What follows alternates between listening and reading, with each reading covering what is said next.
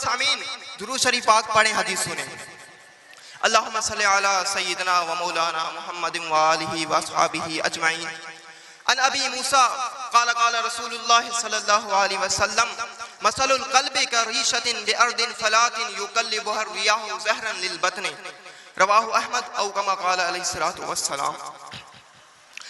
हज़रत अबू मूसा रज़ियल्लाहु ताला अन्हु से रिवायत है, फरमाते हैं कि अल्लाह के हबीब सरवरे कायनात मोहम्मद मुस्तफ़ा सल्लल्लाहु अलैहि वसल्लम ने इरशाद फरमाया कि इंसान की दिल की मिसाल उस पर जैसी है जो मैदानी ज़मीन में हो और तेज हवाएं उसे ज़ाहिर बातिन की तरफ उल्टे पलटे। मोहतरम सामीन, हमारे दिल भी गुनाहों के वजह से जंग आलूद हो चुके हैं। हमारे दिल भी एक पत्ते की मानिद है और ये दुनिया एक सहरा की मानिद है और इस दुनिया की मसाइब आलात और सोहबतें एक तेज हवा की मानिद है। अगर हमने अपने दिल को किसी पत्थर के नीचे नहीं दिया, अगर हमने अपने दिल को अपने मुर्शिद करीम के कामिल व अकमल दिल के करीब नहीं दिया तो हमें इस जमाने की हवाएं हमें इधर से उधर कर देंगी।